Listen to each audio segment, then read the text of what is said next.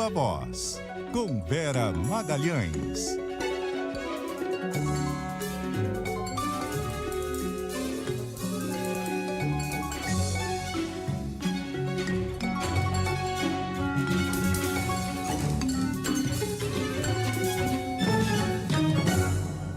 Muito boa tarde a todos. O Viva Voz está no ar num dia de edição praticamente com tema único, porque a Polícia Federal foi às ruas na operação batizada como Tempus Veritatis, uma das várias que têm sido realizadas nos últimos tempos para investigar atos antidemocráticos, tentativa de supressão do Estado democrático, do Estado de Direito.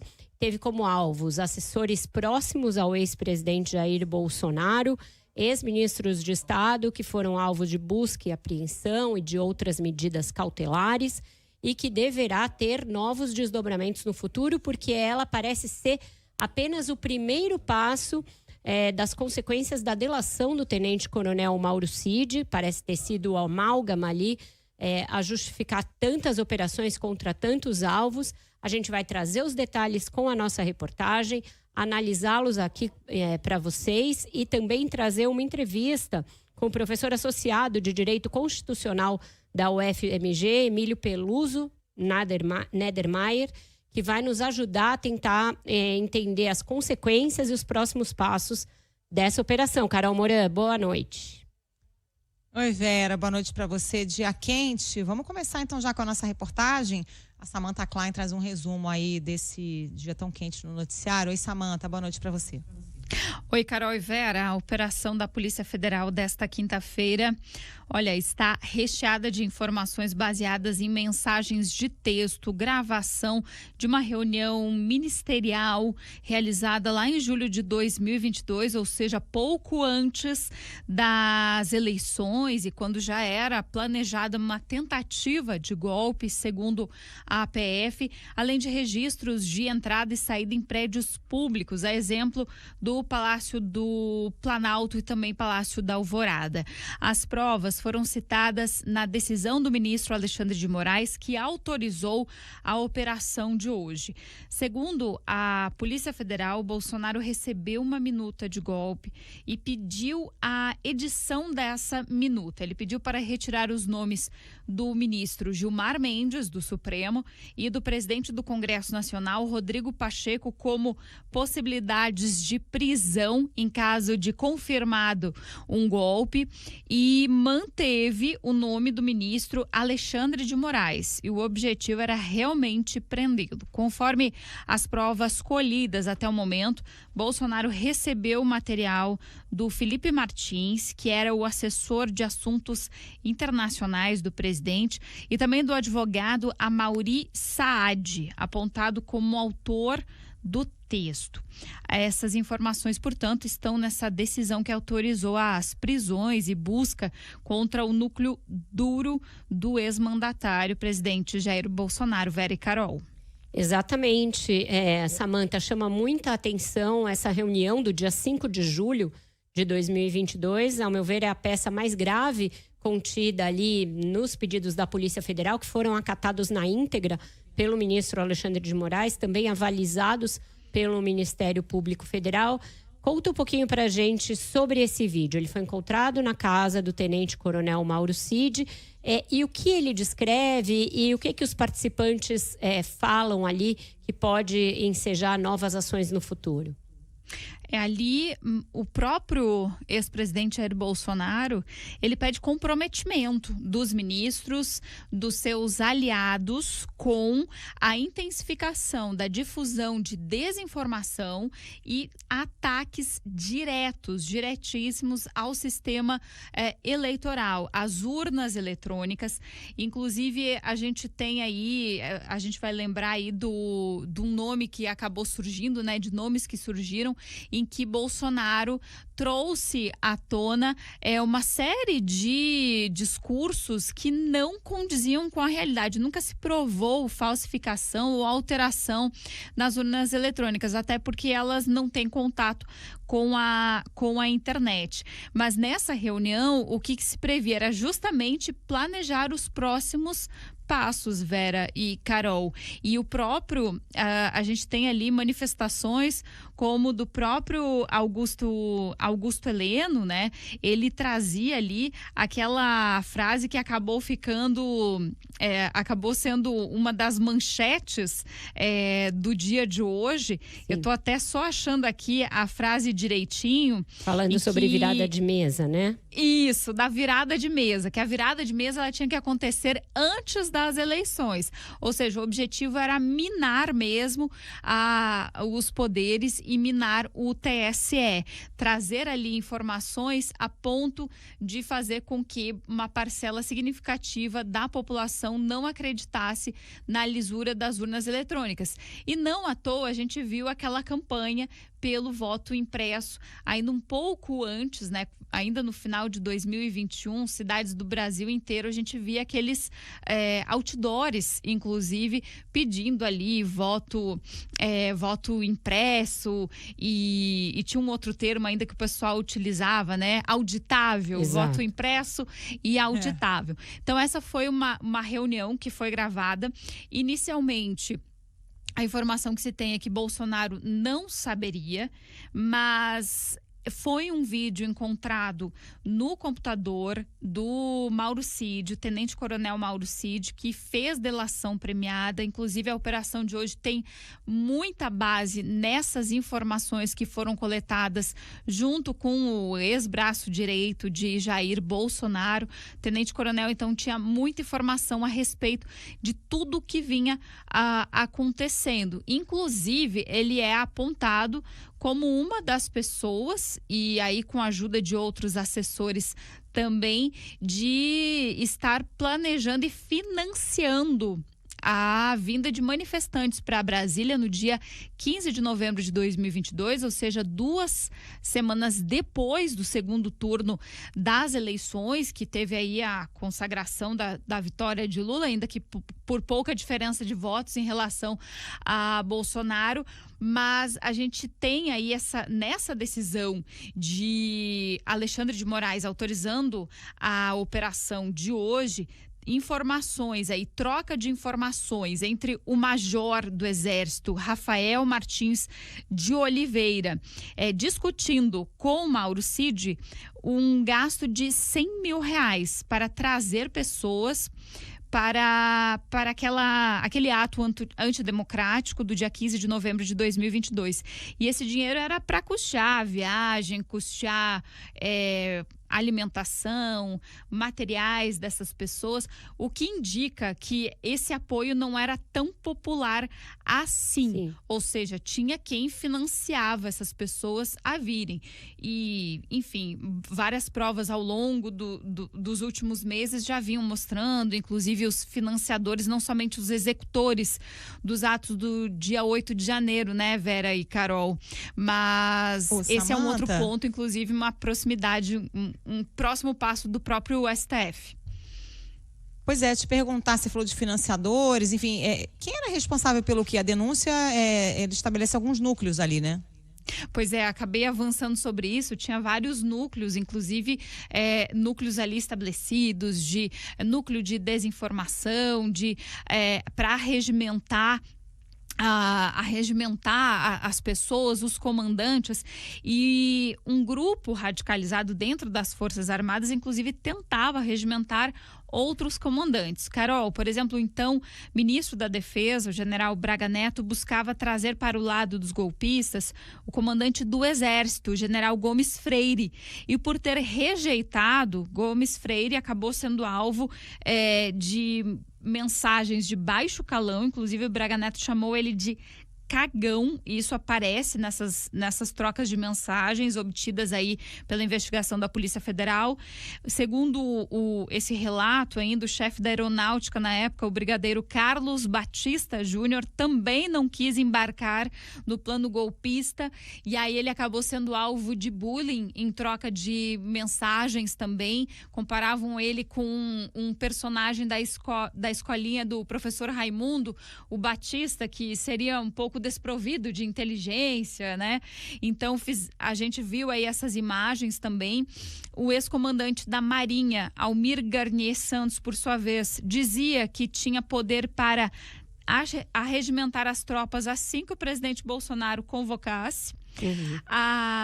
A investigação também mostrou o papel do chefe do GSI, Augusto Heleno, sim, do assessor Marcelo Costa Câmara e do Mauro Cid, que seriam responsáveis pelo núcleo de inteligência paralela, responsável, então, por obter dados. Aí entra a utilização da própria ABIN, obter informações que pudessem também ajudar nessa tomada de decisões do ex-presidente Jair Bolsonaro.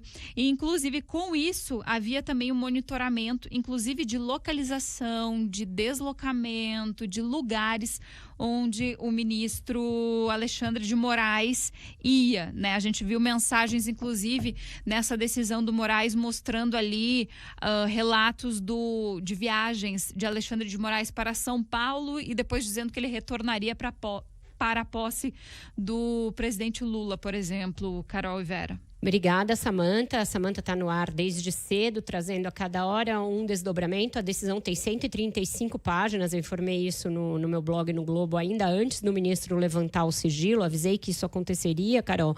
É de uma gravidade extrema, porque tem vários ali aspectos que a gente pode se debruçar aqui. É muita coisa para analisar, Carol.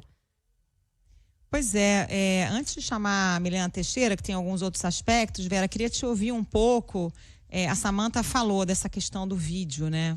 Dessa reunião, que a princípio o Bolsonaro não saberia que estava sendo gravado. E tem essa manifestação muito grave do general Augusto Heleno, falando inclusive em virada de mesa.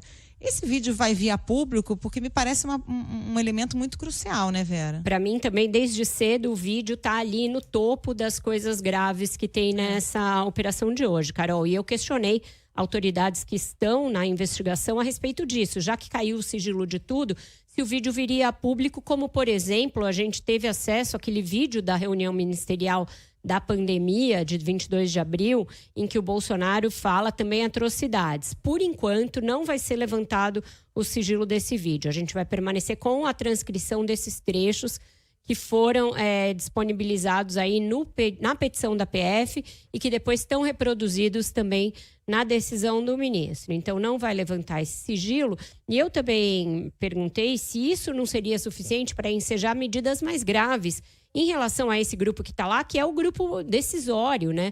Porque ali nessa reunião estão, além do Bolsonaro, do general Heleno, também o ministro da Justiça, Anderson Torres, também o ministro da Defesa, general Paulo Sérgio Oliveira, um ministro substituto ali da Secretaria de Governo, também ele militar, Marcelo Oliveira, e o general Braga Neto, que era ex-ministro da Defesa e viria a ser vice na chapa de Jair Bolsonaro. O que me disseram é que no pedido da Polícia Federal não constava nenhum pedido que o ministro Alexandre de Moraes não tivesse atendido. Ou seja, a PF, por hora, não pediu prisão de nenhuma dessas pessoas, só o recolhimento do passaporte e busca e apreensão na casa de algumas delas. O que me leva à seguinte conclusão, com base também no que vem sendo feito pela Polícia Federal nesses casos. A gente vê que a investigação avança uma casa de cada vez, sempre com muita cautela. Então, não se pensou agora em pedir a prisão dessas pessoas, porque provavelmente, com base no que foi coletado hoje, vai se buscar novos elementos de prova. Veja que tem a delação do Mauro Cid, mas tem elementos anteriores e posteriores a ela, não é só a delação do Mauro Cid. Então, a cada etapa, a cada fase das investigações, vão sendo reunidas novas provas para embasar as etapas seguintes. Então, acredito que é isso, a cada dia se avança um pouco e a conclusão a que se chegou é que, provavelmente, politicamente, seria um passo grande demais pedir a prisão de pessoas ainda mais de escalão ainda mais alto do que os 4 ex-auxiliares do Bolsonaro que tiveram a prisão pedida, Carol. Bom, vamos então com a Milena Teixeira. Ela tem informações sobre a prisão do presidente do PL, Valdemar Costa Neto, e sobre essa fala muito grave do senador Hamilton Mourão, hoje repercutindo a operação. Oi, Milena, boa noite. Boa noite, Carol. Boa noite, Vera. Boa noite para os nossos ouvintes.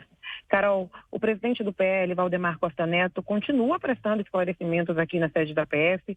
A gente lembra que ele foi preso nesta manhã, porque agentes da Polícia Federal encontraram uma arma ilegal com Valdemar, que também é alvo de uma operação que investiga uma tentativa de golpe por parte de membros do governo de Jair Bolsonaro, inclusive o ex-presidente. Valdemar Costa está aqui na PF há quase 7 horas. Ele é citado várias vezes no relatório que embasou a operação. O documento diz que o Partido Liberal sofreu uma instrumentalização durante as eleições de 2022, a fim de financiar uma estrutura de apoio à invalidação da vitória de Lula na disputa presidencial. Ainda segundo a PF, Valdemar foi o principal fiador de questionamentos da legenda contra a lisura do processo eleitoral do ano passado. E claro, Carol, como você falou, teve muita repercussão política sobre essa operação, do lado do governo e do lado da oposição. Do lado da oposição, muita gente demonstrou indignação. E uma dessas pessoas foi o ex-vice-presidente e hoje senador Hamilton Mourão, do Republicanos. Ele disse em pronunciamento no plenário o seguinte, que os comandantes das Forças Armadas não podem se omitir e que a operação está sendo misturada com outras investigações e que isso tem o objetivo de suprimir a oposição política no país. Mourão também disse que o Brasil caminha para a implantação de um regime autoritário e que o que se vislumbra nessas apreensões deflagradas hoje é a intenção de caracterizar as manifestações da população como fruto de uma conspiração golpista e que isso desqualifica toda e qualquer forma de protesto. Mourão chegou a fazer uma comparação entre as autoridades e Hitler. Existem oficiais da ativa sendo atingidos por supostos delitos, inclusive oficiais generais. Não há o que justifique a omissão da justiça militar. Destaco aqui, senhor presidente, nem Hitler ousou isso no começo de sua ascensão ao poder, limpando a área naquilo que ficou conhecido como o caso Fritz, que foi a demissão do então chefe do Estado-Maior do Exército Alemão. Só que essa fala, Carol e Vera, não pegou bem, viu? Os parlamentares do PSOL, eles reagiram, os deputados, inclusive, vão acionar a PGR para que o órgão investigue o senador pelas declarações que foram feitas hoje no plenário. Vera e Carol. Obrigada, Milena Teixeira. Esse é um desdobramento que eu considero bastante sério do que aconteceu hoje, porque o general Hamilton Mourão era vice-presidente da República quando tudo isso estava acontecendo. Ele não é mostrado em nenhuma das conversas, em nenhum dos vídeos como tendo participado dessas articulações, porque há diversas articulações para convencer esses generais que ele menciona a darem um golpe de Estado. E o presidente só não avança, a meu ver, com a minuta que ele chega a receber e a revisar de um golpe de Estado, porque ele não sente adesão dos comandantes das Forças Armadas, sobretudo os da Aeronáutica e do Exército, a esse plano. Então ele recua, ele não vai adiante. Mas o general Mourão ignora tudo isso que é visto na investigação para fazer um paralelo meio absurdo entre a corrupção que condenou os petistas ali no impeachment de Dilma, na Operação Lava Jato, e o que acontece agora, dizendo que haveria uma rearticulação, uma revanche desses grupos para limpar a barra da corrupção e aí sim instituir uma outra ditadura que seria ocupada centralmente pelo Supremo Tribunal Federal e perseguiria homens de bem, homens que tiveram grandes contribuições à pátria. E ele conclama, na verdade, as Forças Armadas a reagirem de alguma forma e a não aceitarem o julgamento desses militares pela justiça comum. Ele dá a entender que ele acha que deveriam ser julgados pela justiça militar. Ele diz, no caso das Forças Armadas, seus comandantes não podem se omitir diante de processos arbitrários que atingem seus integrantes ao largo da justiça militar, sendo que a própria justiça militar, o próprio Superior Tribunal Militar, já se manifestou que esses julgamentos têm de acontecer na justiça comum. Ele prenuncia a possibilidade de um lamentável confronto nas ruas, de gravíssimas consequências, e faz esse link que eu falei. Perseguem-se homens de honra que dedicaram sua vida à defesa da pátria, ao mesmo tempo em que corruptos são aquinhoados com o perdão de suas dívidas e a bandidagem que massacra a nossa população está livre nas ruas. Ou seja, conclamando ainda, incitando a população a reagir a uma investigação que está totalmente embasada na lei, na Constituição, que tem a chancela do Ministério Público, tem a chancela da Polícia Federal e teve apoio das Forças Armadas. O Ministério da Defesa soltou uma nota curta ali, muito sucinta, em que diz que as Forças Armadas vão seguir aquilo que a Justiça determinar, Carol. É uma fala problemática essa do Mourão, né, Vera? Nesse tom, justamente repercutindo uma operação da Polícia Federal, que tem o objetivo de jogar luz ali e fazer com que a gente entenda todo o movimento golpista que aconteceu dentro do governo, né? As provas que estão vindo à tona mostram exatamente esse movimento e com essa tentativa de apoio das Forças Armadas, que acabou não indo adiante. E quando acontece essa operação, o general Mourão, ex-vice-presidente, general, vem a público conclamar as Forças Armadas a agirem, parece que, de certa forma, dobra a aposta, né? Dobra a aposta, e eu acho que tem uma coisa importante que a gente tem de rememorar aqui. Na campanha de 2018, quando ainda era candidato a vice-presidente da República, numa entrevista à Globo News, o mesmo Hamilton Mourão admitiu a possibilidade de um autogolpe por parte do presidente com o apoio das Forças Armadas, que era mais ou menos o que se estava tramando aí ao término do governo Bolsonaro. Ele disse que numa situação hipotética do que ele chamou de anarquia, poderia haver a possibilidade de autogolpe. Então, a gente tem de entender os contextos nos quais as pessoas dão as suas declarações, e ele deu essa declaração de hoje na tribuna do Senado da República. Então, é algo muito sério, não foi no WhatsApp, não foi no Twitter, foi na tribuna, investido, portanto, da sua condição de senador. Carol, a gente vai fazer um breve intervalo, vai para o Repórter CBN e na volta a gente traz uma entrevista para tentar aclarar um pouco mais esse dia tão importante. Depois do 8 de janeiro tem o 8 de fevereiro. Estamos de volta com Viva Voz e a gente vai direto para a entrevista de hoje, que é com o professor de Direito Constitucional da Universidade Federal de Minas Gerais, Emílio Peluso Nedermeyer, ele que lançou em 2021, um livro a respeito da erosão constitucional no Brasil.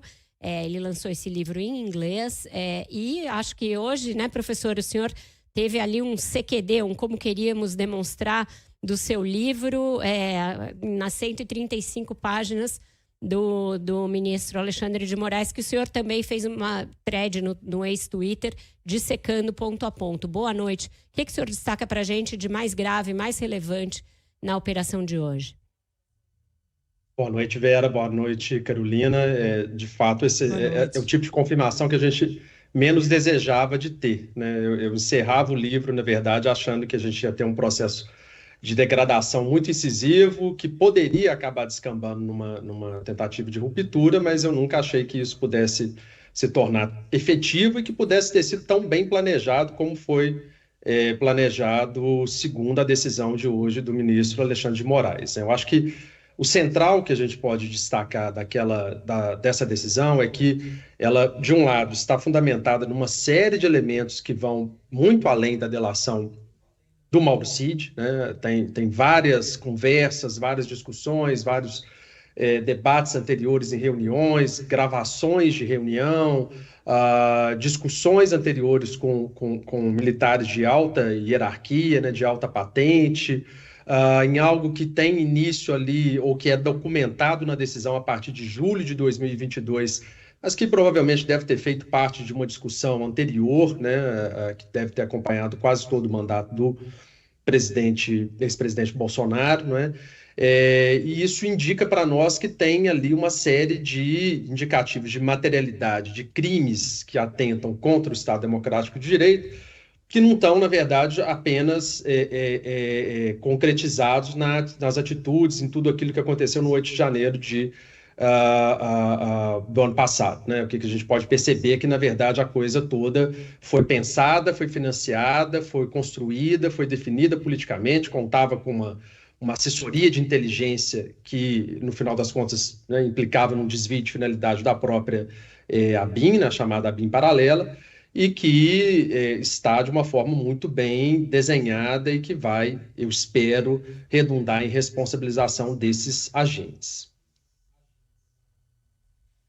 Professor, essa denúncia hoje joga a luz sobre a atuação de militares nesse episódio do 8 de janeiro, né? Seja militares ligados ao governo, como o tenente-coronel Mauro Cid, o general Heleno, outros militares que colocaram suas tropas à disposição do então presidente Jair Bolsonaro, e comandantes de forças que, por outro lado, se colocaram de uma maneira oposta, né? Disseram que não ia aderir a nenhuma iniciativa golpista. O que a gente pode dizer sobre essas novas evidências que surgiram agora a partir dessa denúncia, com troca de mensagens, enfim, coisas que a gente já intuía que tinham acontecido, mas que agora ficaram muito claras? O que a decisão indica para nós, em primeiro lugar, é a existência ali de uma construção daquilo que é necessário para a definição de uma organização criminosa numa repartição muito clara, né? Então, você tem ali 6 núcleos delimitados pela Polícia Federal e com os quais um nível então, de informação que foi, inclusive, compartilhada pela própria Procuradoria-Geral da República e agora, né, incorporada na decisão do ministro Alexandre de Moraes, que vai mostrar que tem toda uma engenharia necessária para que se pudesse chegar ao desfecho de um golpe de Estado, né? Então, um núcleo de desinformação, um núcleo de adesão de militares, um núcleo jurídico, né, que é fundamental também nesse ponto, né, para dizer que, na verdade, não se trata de um golpe, que é algo que talvez estivesse espelhado no artigo 142 da Constituição, um núcleo operacional, um núcleo de inteligência e um núcleo de oficiais de alta patente, né? Então, tudo isso mostra que aqueles elementos militares, que os elementos jurídicos, os elementos políticos, todos estavam ali bem desenhados e objetivando a perpetuação no poder do ex-presidente, de seus apoiadores, né? Mas eu acho que é central também a gente perceber o seguinte: tem havido, ao longo do dia, uma tentativa de dizer, olha, não, é importante também separar aqui militares que não tiveram uma plena adesão. É claro que é importante que isso aconteça, inclusive, para que eles não sejam responsabilizados. É interessante perceber lá também, numa das conversas de WhatsApp, como que o atual comandante do Exército, né, ele está lá indicado como alguém que não vai se prontificar a ter aquela adesão. Isso é importante para dissuadir a possibilidade de uma responsabilização de quem não tem responsabilidade. Mas dizer e concluir pura e simplesmente que as Forças Armadas, como instituição, então, estão imunes a esse tipo de adesão a uma ruptura, é algo que, na verdade, ignora a própria história das Forças Armadas aqui no Brasil, né? Vários grupos de estudo, pesquisadores que estão atentos, então, a como as Forças Armadas se pautaram em várias ocasiões pela ilegalidade, esperariam, na verdade, que as Forças Armadas, como instituição, tivessem uma posição muito mais clara de buscar rechaçar o que foi o 8 de janeiro e de dizer que é necessário, sim, que investigações sejam levadas adiante, que ela mesma possa conduzir processos administrativos responsabilizando seus próprios agentes, né? Exato, professor. A esse propósito, nos Estados Unidos, por ocasião do Capitólio, e mesmo antes, quando o ex-presidente Donald Trump estava questionando o resultado das eleições, as Forças Armadas foram muito firmes em reconhecer a vitória do Joe Biden num primeiro momento e em rechaçar qualquer tentativa de golpe. E aqui a gente não viu isso de pronto e viu uma reação muito díspare ali por parte de alguns atores da reserva e mesmo da ativa. Mesmo no 8 de janeiro tem aquele confronto no QG ali que mostra que eles não deixaram a polícia do DF, já sob a intervenção federal, entrar para prender os manifestantes, etc. E hoje a gente teve esse discurso do general Mourão, conclamando as Forças Armadas a não aceitarem um processo pela justiça comum, dizendo que os militares deveriam ser julgados pela justiça militar, algo que a própria justiça militar já disse que não deveria ser assim. O senhor acha que a gente ainda corre ali no limiar de um risco de que essa parte golpista das Forças Armadas não reconheça a legitimidade das investigações? Aí eu acho que talvez a gente chegue à seguinte conclusão, Vera. Ótimo, que não reconheçam, mas que sejam responsabilizados. Acho que a coisa é um pouco nesse sentido. E isso é mais importante em termos institucionais para o país, em termos de definição de uma democracia constitucional. As nossas comparações atuais com os Estados Unidos são bastante interessantes porque elas vão evidenciar esse tipo de percepção, né? Enquanto você tem ali uma instituição como as Forças Armadas nos Estados Unidos de pronto, rechaçando a possibilidade de que pudesse apoiar uma ruptura institucional, e, por outro lado, Congresso e Judiciário sendo menos incisivos em relação à responsabilização. Aqui no Brasil o caso foi diferente. Nós já tivemos uma CPI concluída que chegou a um relatório, né? CPI, essa inclusive apoiada pela própria oposição atual, né? E que chegou a conclusões muito claras no sentido de que o que se buscava era uma ruptura institucional, com elementos muito importantes. E o Judiciário também se colocando hoje, a partir dessa decisão do ministro Alexandre de Moraes, muito bem fundamentada e acho que muito menos passível de discussão de que, se a gente parar para pensar, do que outras decisões anteriores, né, direcionando no sentido de que, olha, bom, se as Forças Armadas não vão conduzir, não vão se prontificar a levar adiante esse tipo de responsabilização, nós a levaremos. A posição do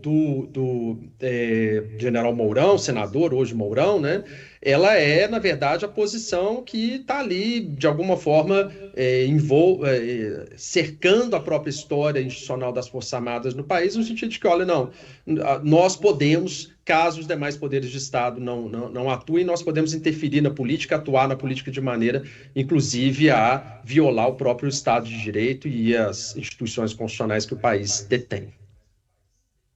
Professor, o senhor acredita que há elementos e clima político até para uma prisão preventiva do ex-presidente Jair Bolsonaro e dos militares citados aí nessa investigação? Eu acho que talvez ainda seja um pouco cedo, né? Acho que por mais que a gente tenha visto vários elementos importantes ao longo da cadeia comandada por ele, né? E que tenha ali uma decisão política dele em diversas ocasiões ao longo da própria decisão, né? Indicando que, de fato, o apoio pudesse acontecer de forma financeira, que se pudesse, então, rever o próprio decreto, aquela minuta chamada agora já uma segunda minuta do golpe, né, que já não é mais aquela primeira minuta na qual estava envolvido o ex-ministro Anderson Torres, né? O que a gente pode perceber é que talvez o ministro Alexandre de Moraes ainda seja bastante cauteloso quanto a essa possibilidade. Acho que é o tipo de efervescência política que talvez possa ser colocada no cenário, que não seria interessante para a própria estabilidade institucional do país, né? Você tem outros elementos processuais penais para poder evitar que a responsabilização seja afastada nesse caso, né? Acho que já privar o presidente do seu passaporte, caso seja, né, privá-lo também da comunicação com diversos dos investigados nesse caso. E se isso não for suficiente, acho que lá à frente é que pode ser necessário talvez uma eventual prisão preventiva. Não acho que esse seja o caso nesse momento, e a própria Polícia Federal foi cautelosa nesse sentido e não pede nada nesse sentido também no curso desse inquérito. Muito obrigada, professor. Obrigada por dividir com a gente a sua expertise anterior nesse assunto tão grave e, enfim, vamos acioná-lo outras vezes para vir aclarar o debate aqui na CBN. Muito obrigada mesmo. Obrigado, Vera. Obrigado, Carolina. Um abraço a todos os ouvintes. Obrigada.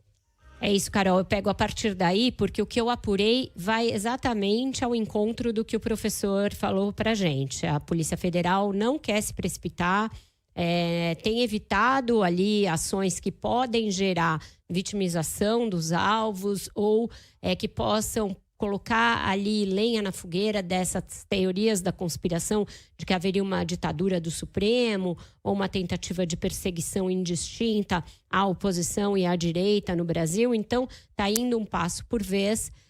E agora, com base no que for apreendido, e existe uma grande expectativa quanto ao que vai ser, o que foi apreendido no PL, porque a Natuza Neri trouxe ao longo da tarde desdobramentos de que havia outra minuta, dessa vez de uma proposta de estado de sítio na sede do PL.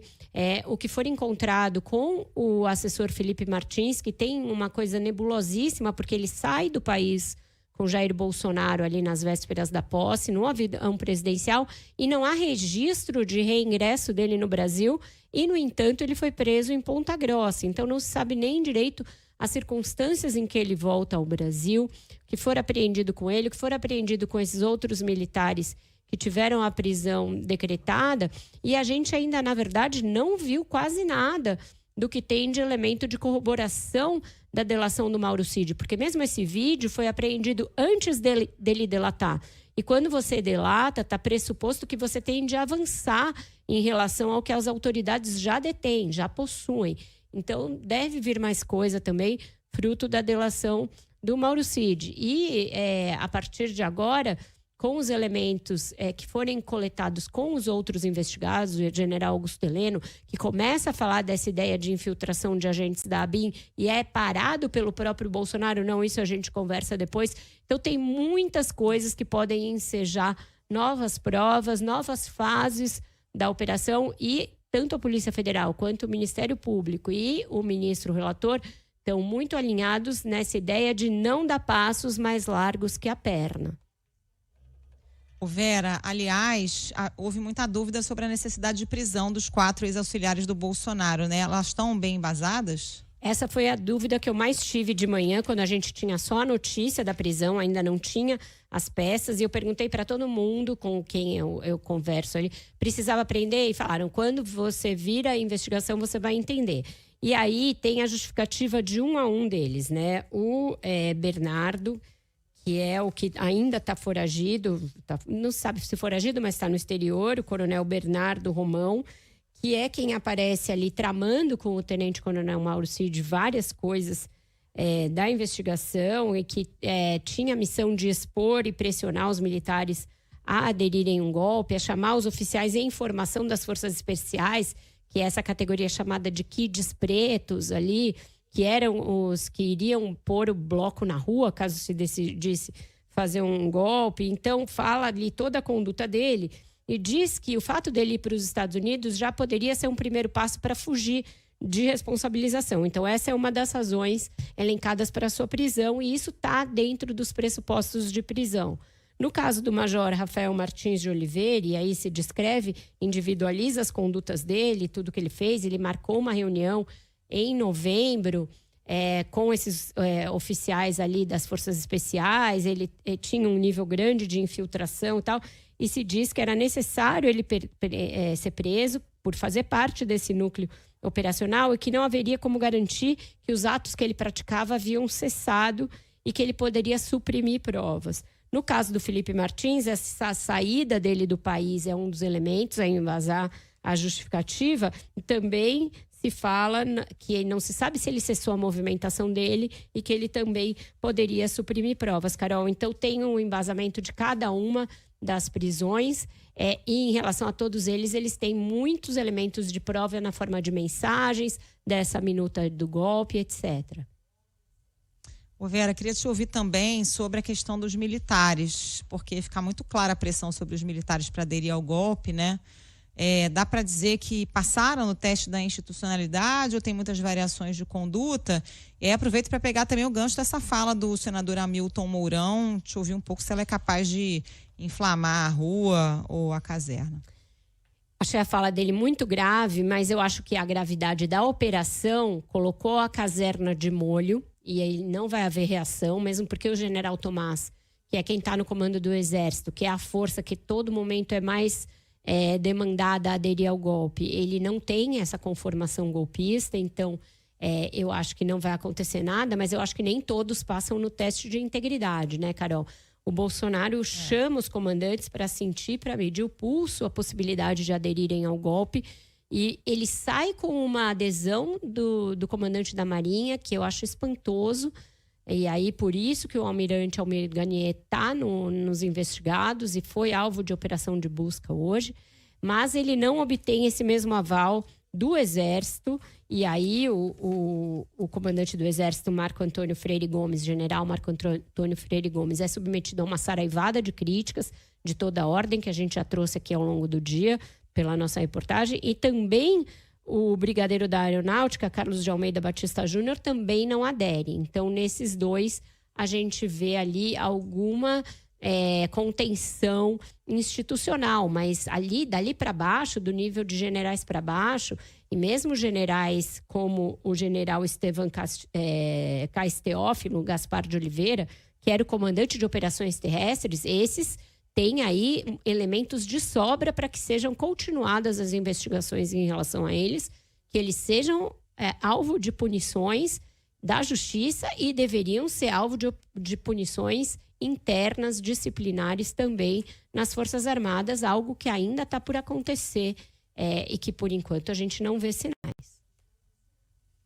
Bom, vamos para o intervalinho, a gente volta já aqui com o Viva Voz. Estamos de volta para o segmento final do Viva Voz e a gente aciona direto a Laura Couto, lá de Belo Horizonte, aquele que seria o fato do dia, foi totalmente ofuscado pela operação da Polícia Federal, né, Laura? Boa noite.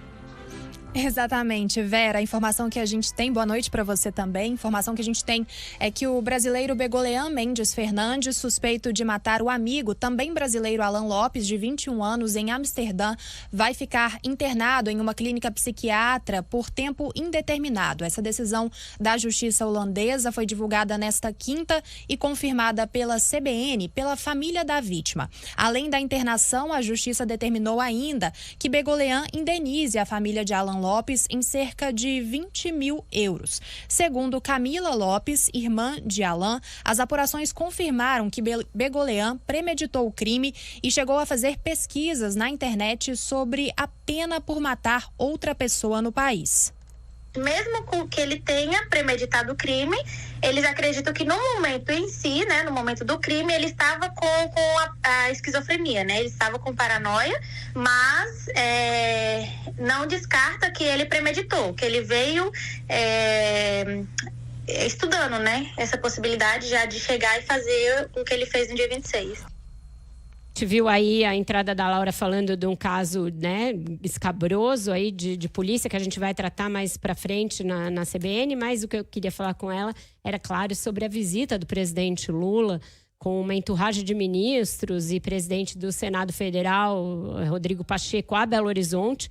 Neste dia, ele tinha aí uma grande agenda de entregas e de inaugurações, lançamentos de obras para fazer, e fez, efetivamente. Ele estava dando uma entrevista a uma rádio, a Rádio Itatiaia, quando a operação veio à tona, e ele chegou a se manifestar a respeito dessa operação, e ele fez uma fala bastante cautelosa, inclusive, disse que não tem dúvida de que se tentou suprimir a democracia no Brasil, mas que era preciso investigar até o fim antes de imputar responsabilidades. O governo também teve uma postura bastante sóbria, Carol, ao longo do dia, não fez gracinhas dessa vez nas contas oficiais, ninguém se manifestou, está todo mundo deixando a coisa correr por si, porque a gravidade já é o suficiente para evitar que se extrapole ali nas conjecturas e nas falas. A gente viu uma fala do presidente Rodrigo Pacheco, chegou a ter o seu nome incluído numa minuta anterior de tentativa de golpe, e ele disse que uma minoria ali golpista, que não aceitava o resultado de eleições e não respeitava as forças constituídas democraticamente, tentou agir, mas que, enfim, ele minimizou um pouco a situação, mas eu acho que isso vai ter uma consequência, Carol, porque ele vinha sendo muito pressionado pela oposição. Pressionado a reagir ao Supremo Tribunal Federal, inclusive. E ele vinha dando sinais de que aceitaria ir por esse lado, até com vista à sua própria sucessão no Senado. Mas agora, a sua inclusão entre as vítimas de um possível golpe, mesmo que num momento anterior, e a gravidade do que se viu, deve fazer com que ele repense essa sua atitude de confrontar o Supremo Tribunal Federal. Eu ouvi isso hoje de alguns senadores. Você veja que os próprios senadores da oposição, com exceção do general Moldão, moderaram um pouco as suas falas, tiraram um pouco o pé do acelerador, e eu vejo todo mundo ensaiando para ver quais são os próximos passos e como vai repercutir tudo isso que a gente viu no dia de hoje. Carol, não acaba não, vem carnaval aí, mas a quarta-feira de cinzas acho que vai ser bastante tensa para muita gente.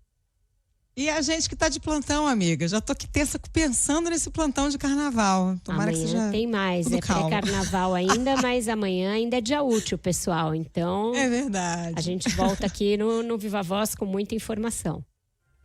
Beijo, Vera, até amanhã. Obrigada. Beijo, Carol. Segue aí o barco. Beijo.